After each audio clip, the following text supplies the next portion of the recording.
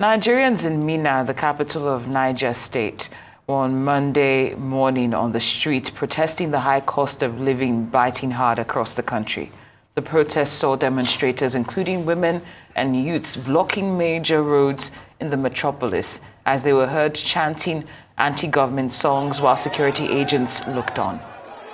The demonstrators said the rising cost of living, particularly food items, and the lackadaisical attitude of the government to address the issue forced them to block major roads to grab the attention of the authorities.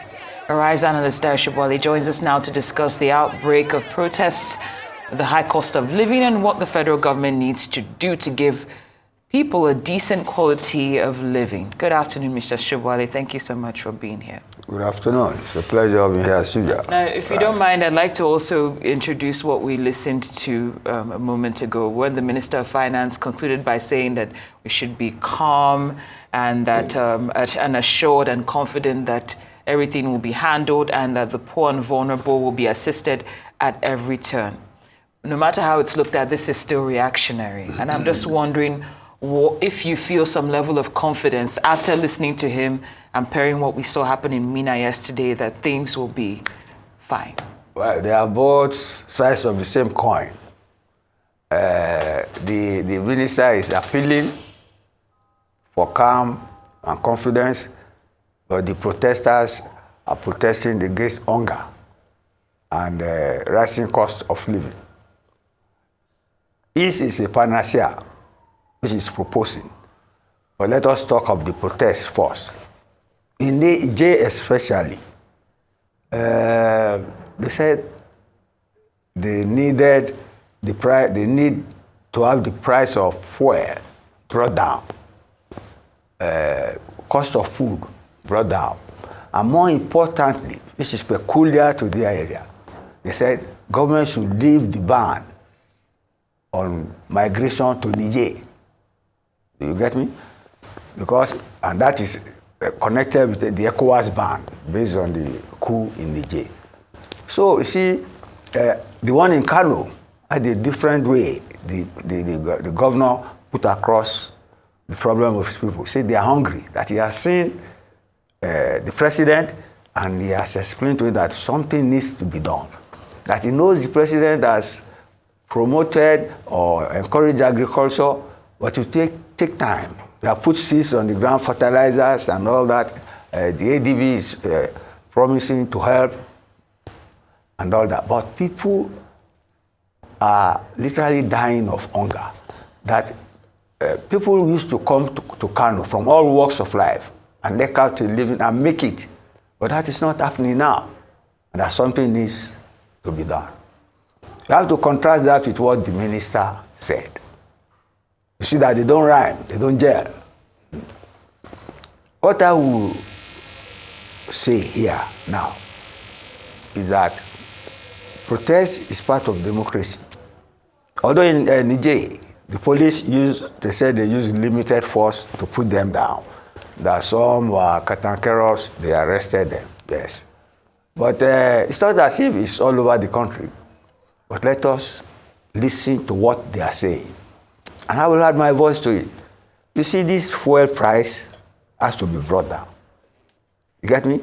The cost of living has to be arrested from the way it is impoverishing people. Let me make a confession. All this money you are spending on palliatives, I'm disillusioned about it now. Given the way pretty women in charge have, frittered away what was put in their charge. So maybe we should look at another way of solving the problem. You see, in South Korea, you have family businesses which develop into conglomerates and diversify. You know them, the Samsung, Daewoo, Kia. You see, they are the people who have built their country. Those companies, you see them contribute to about 60% of the economy. But people still blame them too for the challenges, which are youth unemployment, youth education, limited opportunities for young entrepreneurs to go. Even in the flourishing economy like that. But you see, they are contributing to the economy. And it's high time we ask Nigerian banks, especially, you get me, and those making huge profits in this country, to find a way to contribute to the social welfare in cash and kind. More importantly, in kind. If you want to give food, maybe cater and deliver the food to people in schools, in hospitals. If you want to create transportation, provide the transportation, know the destinations of those who are applying the routes, and let them commute. Maybe working hours, maybe when they travel, maybe during seasonal seasons. You see, you have to find practical ways of helping our economy, helping ourselves, so that people don't seize the opportunity to embezzle money. You voted a lot of money. You can't blame government on that account, right from the Buhari government. See what they voted for, human disaster, drought, floods, and all that, and see how they ended up. So we should find a way of disbursing funds or bringing relief and succor, getting palliatives in kind to people, not through intermediaries who are to deliver to them, and which inevitably ends up in the wrong hands. So let's stop there for now. All right. Now, when we look at the case of Niger State, you know, and you look at the analysis and some of the reasoning behind it, apart from the narrative that, you know, these are politically motivated incidents, there was an explanation from the governor of Niger State saying that this is all being caused by food speculation, in essence, is what he's saying. Where does this fit into the conversation? Because we all know the reality that is on the ground. And as much as food speculation may be a reality that is happening, is it something that we would say is a cause or a symptom of the type of protest like the one we saw yesterday? It is the Nigerian situation. I will explain it to you. You see, if you go to some of our markets, you will see fruits, vegetables, meat, poultry, flowing to the brim. That's supply now. But the costs are high. So that price is artificial.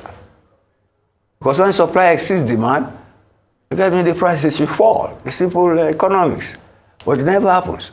Now, like this governor is saying in Niger, it happened in Lagos here, that there are some cartels who will hoard food and who will rather, some food are perishable over time. Pawpaw and some vegetable tomatoes, they will rather throw them away in the rotten state rather than reduce the price and sell it to people.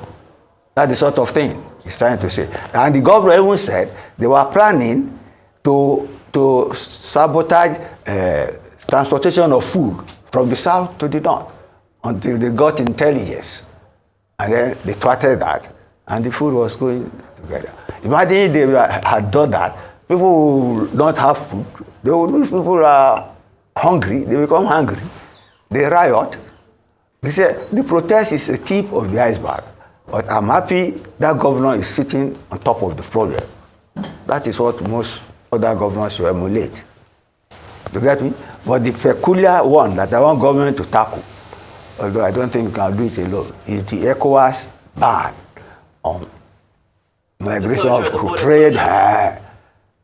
Because when the thing started, they reported that lorry loads of food were stuck at the border. But government should find a way, since there is a stalemate on this Niger issue now, and since the three nations have withdrawn, let us reassess what is on the ground and move on with it. Also, Mr. Sherman. On a happy note, you see, the Cup of Nations going on in Abidjan, you can see that those nations, you have military coup, they are thriving, they are playing very well.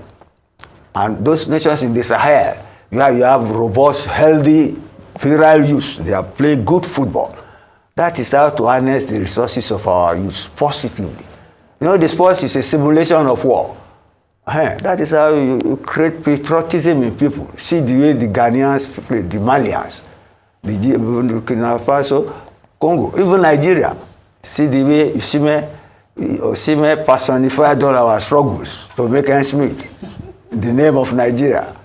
Let's be happy at that, you know. Thank you for silver lining. Yes, silver lining indeed. But Mr. Sobowale, as we round up with you, of course you mentioned so much about, well, what I'd like to ask you more about more gestures that could be for the long term, but I'm told that we're out of time, so I guess we'll do that another time. Okay. But now we'd like to thank you, as always, Mr. Dayo Sobowale, for your analysis. Thank you.